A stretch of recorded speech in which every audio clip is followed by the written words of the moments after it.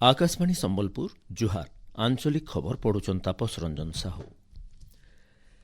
राज्य एछेन तक 18टा जिल्लानो धान घिना जारी रही। एब तक 2,71,318 जन चाषी मंडीनो धान बिकी सारिछन बोली राज्य सरकार तरफु सूचना दिया जाइछि। सेमानकर भितरु 1,85,820 जन चाषींकर एकाउंट के बिक्री टंका दिया जाइछि। धान बिकवार 48 घंटा भितरे चाषी मानकर एकाउंट के टंका जिबार व्यवस्था करा जाइछि। एब तक सर्वनिम्न सहायक मूल्य बाबदे 2,247 कोटी 52 लाख टंकार इनपुट सहायता राशि भाव 693 कोटी 51 लाख टंका दिया जाइछि। चाषी मानकु सेमानकर देय देबार लगी आधार संयुक्त देय व्यवस्था ग्रहण करा जाइछि। वंदे मातरमर 150 बछर पूर्ति अवसर राज्यर सबु शिक्षानुष्ठान आइबा 12 तारिख स्वामी विवेकानंद जयंती और जातीय युव दिवस पालन करा जिबा। इ अवसर छात्र छात्री माने सामूहिक भावे वंदे मातरम गायबे। इतार सहित सबु शिक्षानुष्ठान मानके आत्मनिर्भर भारत स्वदेशी संकल्प पाठ करा जिबा। सबु शिक्षानुष्ठान आत्मनिर्भर भारत एम्बासाडर भावे जने विद्यार्थी को बछा जिबा। इथिलेगी ओडिया भाषा साहित्य और संस्कृति विभाग तरफु सबु जिलापाल मानकु निर्देश दिया जाइछि। गलकाल उत्कल विश्वविद्यालय भुवनेश्वर मंडल स्तरीय वंदे मातरम प्रशिक्षण कार्यक्रम थी संस्कृति मंत्री सूर्यवंशी सूरज मुख्य अतिथि भावे जोग देकरी देशात्मबोधक चिंतन थी वंदे मातरम भूमिका बाबदे कहिथिले। कंसबोध सहित गला 11 दिन धरिकी चलीथिबार पृथ्वीर सबुर्नु बड़ मुक्ताकाश रंगमंच धनुजात्रा गलाकाल शेष होइछि।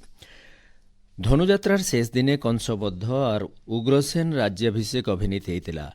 11 दिन धरिकी महाराज कंसंकर राजुती चलीथिबार बेले गोपपुरन कृष्णंकर भिन्न भिन्न बाल्यलीला देखबार के मिलिथिला। गलाकाल कंसबोध सहित असत उपरे सत और अन्याय उपरे न्यायर विजय वार्ता देकरी बछर धनुजात्रा महोत्सव उद्यापित हो जाइछि। अवसरे बरगढ़ सहरनो लाख लाख दर्शकंकर भीड़ जमीथिला।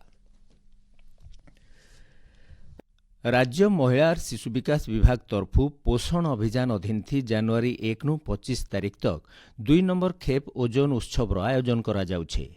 राज्य सबु अंगनवाड़ी केन्द्र मानके भिन्न भिन्न विभाग सहयोग थी इतार आयोजन करा जाउछे।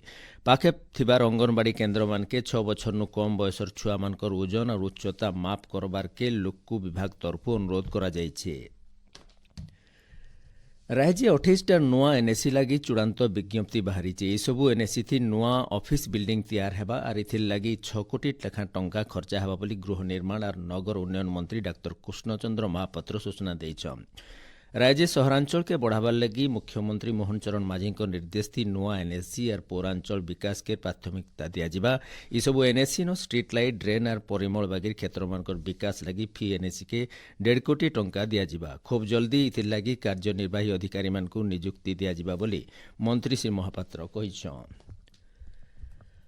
संबलपुर बिरसा मुंडा पड़ियानु आज संबलपुर लोक महोत्सव 2026 मूल हेउछि। आजठानु 6 तारिख तक लोक महोत्सव हेबार के थिबार बेले 7 और 8 तारिख युव महोत्सव इतार सहायता आजठानु 11 तारिख तक पल्लीश्री मेला और आत्मनिर्भर भारत स्वदेशी मेला भिल आयोजन करा जिबा। महोत्सव थी राज्य बाहरु भिन्न भिन्न सांस्कृतिक दल माने सामिल हेबे। आज सकाल 9 बजे संबलपुर अधिष्ठात्री देवी मां समलेश्वरी मंदिर नु गोटे सांस्कृतिक शोभायात्रा बाहरिकी गंगाधर मंडप तक जिबा। उपरबेला 4 बजे आनुष्ठानिक भावे महोत्सव उद्घाटित हेबा बोलिकरी जिलापाल सिद्धेश्वर बलिराम बोंदर कहिछन। हमारा लोक महोत्सव संबलपुर जो प्रसिद्ध लोक महोत्सव आरंभ हेबाकु जाउछ। मान्यवर राजस्व व विपर्य परिचालना मंत्री महोदय मुख्य अतिथि भावे रहिबे। हमारा पंचायत राज पानी जल एवं ग्रामीण मंत्री महोदय सम्मानित अतिथि भावे रहिबे। हमारा ऑनरेबल एमएलए संबलपुर सर मध्य रहिबे। तो एमेती जो लोक महोत्सव आरंभ हेबाकु जाउछि। हमारा 3 दिन धरी लोक महोत्सव हबो, 2 दिन धरी हमारा यूथ फेस्टिवल हबो। तो समस्त संबलपुर वासी को एठी जोग देबा पई विनती।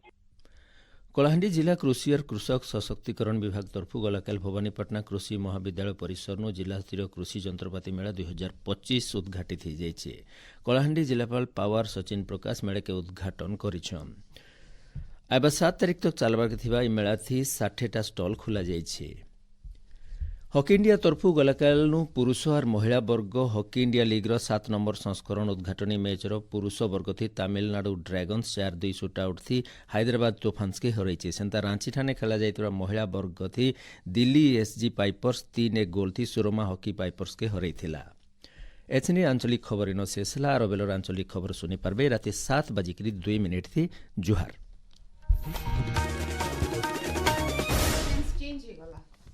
चेंज